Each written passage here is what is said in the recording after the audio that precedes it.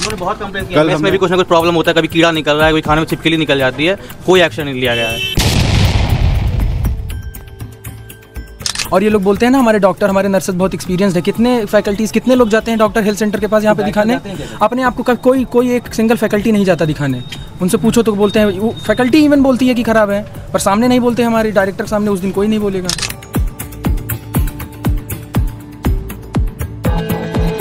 ये ज़रूरी है कि कोई हादसा होने के बाद ही कोई भी चीज़ का इम्प्लीमेंटेशन किया जाएगा।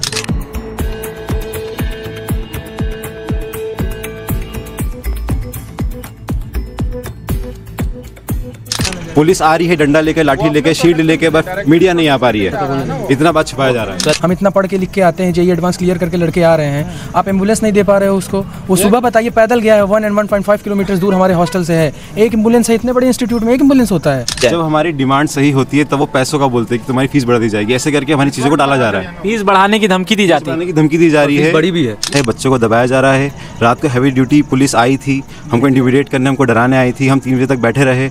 डॉक्टर को तो सस्पेंड ऐसे किया गया है जैसे पूरी गलती उस एक अकेले डॉक्टर की ही हो। गलती पूरे एडमिनिस्ट्रेशन की है। पूरे मेडिकल स्टाफ को रिप्लेस कराया जाना चाहिए और नया मेडिकल स्टाफ लाया जाना चाहिए प्रूफ के साथ। दिविजा इंटीरियो, भिलाई का ट्रस्टेड इंटीरियर डिजाइनिंग और मैन्युफैक्चरिंग स्टूडियो।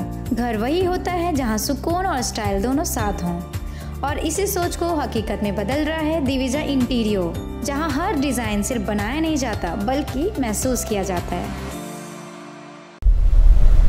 IIT भिलाई के एक छात्र की मौत का मामला अब काफ़ी विवादित हो चुका है और इस मामले ने इस कैंपस के भीतर मौजूद स्वास्थ्य सेवाओं पर काफ़ी सवालिया निशान खड़े किए हैं। यहाँ के छात्रों ने 10 नवंबर के दिन एक बड़ा विरोध प्रदर्शन किया रात के 3 बजे तक, जिसके बाद भी इनमें असंतोष है। आज IIT भिलाई के छात्र अपने साथी की मौत के लिए कैंडल मार्च निकाल रहे हैं। तो आइए इनसे बातचीत करते हैं और इनकी बातों को समझने की कोशिश करते हैं। IIT भिलाई के एक छात्र की मौत के बाद IIT के कैंपस की स्वास्थ्य सुविधाओं पर ही सवाल नहीं उठ रहा बल्कि मैनेजमेंट पर भी सवाल उठ रहा है। यहाँ के छात्रों ने एक विरोध प्रदर्शन किया था कल रात, और उसके बाद आज यहाँ के छात्रों ने उस छात्र के लिए कैंडल मार्च निकाला है। वे मेरे पीछे आप देख सकते हैं, वे सभी मौजूद हैं, उनसे बातचीत करेंगे।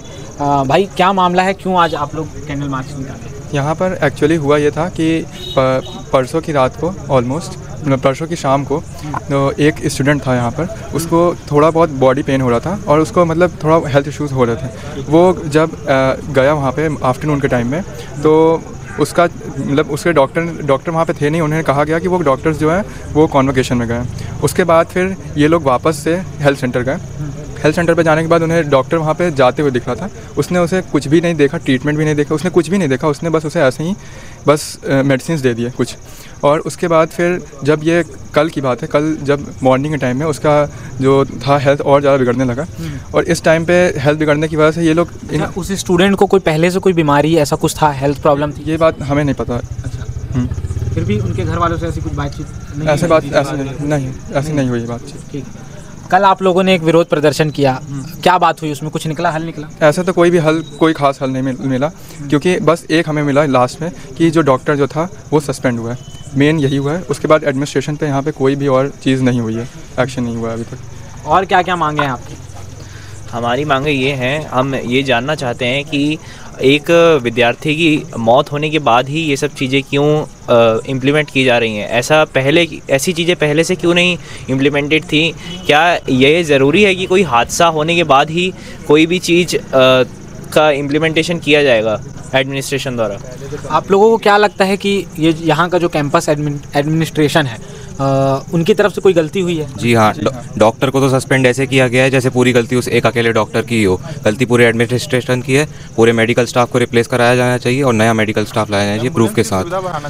यहाँ पे एक्चुअली ये हुआ कि इन्होंने कहा कि जो सारा का सारा ब्लेम है वो सिर्फ और सिर्फ एक डॉक्टर के ऊपर डाल दिया गया, जबकि होना ये चाहिए कि इन्हें इनके हिसाब से इक्विपमेंट परचेज भी जो है डॉक्टर ही करेगा, जो वहाँ पे संभाल रहा रहेगा, मेंटेनेंस रहेगा, वो सब डॉक्टर ही करेगा, एक ही डॉक्टर रहेगा। ऐसा कैसे हो सकता है? और अगर एक्शन लिया जाएगा तो सिर्फ उस डॉक्टर के ऊपर कैसे हो सकता है? अगर आप इतना ट्रस्ट कर रहे हैं एक डॉक्टर के ऊपर, तो जिस कमेटी ने उसके ऊपर उसको अपॉइंट किया उसके ऊपर भी एक्शन होना चाहिए। ऐसा क्यों नहीं हुआ? ऐसा चीज़ तो होना चाहिए पहले ही, पर यह चीज़ नहीं हुई है। तो आप लोगों ने कल डायरेक्टर से सवाल जवाब किए, तो क्या कुछ जवाब मिला उनकी तरफ से? कुछ नहीं जवाब दे रहे हैं, वो पीछे हट जा रहे हैं। हमें कोई जवाब नहीं मिल रहा। कल बस हेल्थ सेंटर का जो सिस्टम है यहाँ पे इतना ख़राब है। मैं खुद पेशेंट हूँ, मैंने एक 2 महीना पहले यहाँ गया था, मेरे को अल्ट्रासाउंड करवानी थी डायग्नोस। उन्होंने 2 महीना पहले मुझे भगा दिया, अभी कुछ हमारे पास है नहीं। फिर मैं 1 महीना बाद दोबारा गया तो मुझे कुछ प्रॉब्लम हुई थी, फीवर था।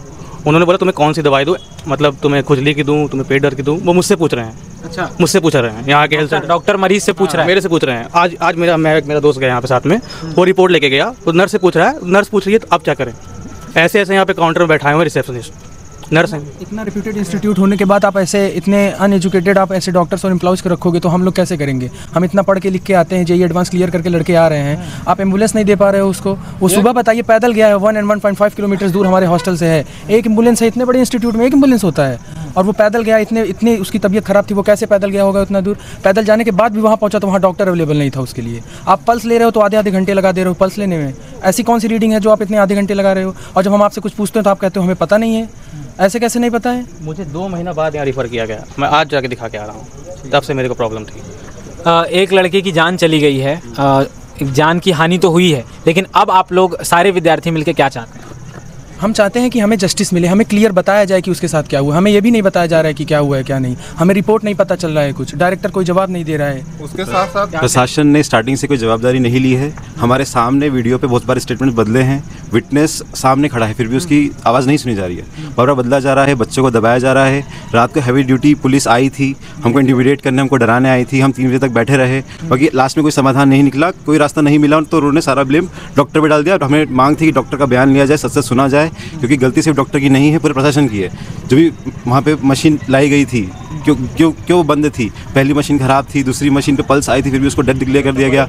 डायरेक्टर बोल रहा है कि उसकी रीडिंग नील थी, पर ऐसा नहीं था। वहाँ पे विटनेस था, उसमें रीडिंग जो मशीन है उसमें पल्स आई थी, फिर भी उसको मृत। और फिर टाइमलाइन से बहुत छेड़छाड़ की गई है, हमें कोई भी इंक्वायरी नहीं हो रही है, बात दबा दी गई है। उसके पेरेंट्स मीडिया को अंदर बातचीत के लिए नहीं भेजा जा रहा है। पुलिस आ रही है डंडा लेके, लाठी लेके, शील्ड लेके, बस मीडिया नहीं आ पा रही है। इतना बात छुपाया जा रहा है। कल मीडिया का अलाउ नहीं था, लेकिन यहाँ पे एंटी राइट फोर्स आया था। तब डायरेक्टर से पूछते कि आपने अलाउ किया है, तो बोलते हम अलाउ नहीं कर रहे हैं। तब यहाँ पे एसआई सर थे, उनसे हमने पूछा तो उन्होंने बोला हम बिना डायरेक्टर के आ नहीं सकते।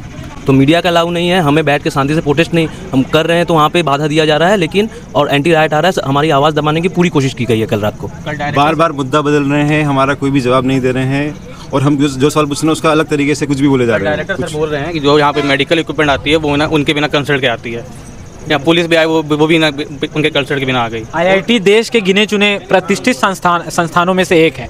इस घटना के बाद, चूंकि आप ऐसे तो किसी का सिलेक्शन IIT में होता नहीं है, आप सब यहाँ पढ़ रहे हैं, अब आप लोग क्या सोच रहे हैं, क्या चाह रहे हैं? हम देखो, हम पहले से तो 2-3 महीने से पहले से ये सब बोल रहे थे। एम्बुलेंस की डिमांड भी रखी गई थी, एकदम पोलाइटली और रिस्पेक्टफुली मेल किए गए थे, उस पर कोई भी एक्शन नहीं हुआ। अब हमारी 2 बड़ी डिमांड ये है कि एक कमेटी बनाई जाए जो अकाउंटेबिलिटी चेक करे, किसी भी मैस में या फिर कोई भी हेल्थ केयर जिस भी बच्चों को तकलीफ हो रही है, कमेटी बनाई जाए जो सिर्फ अकाउंटेबिलिटी चेक करे, उनसे जवाब मांगे।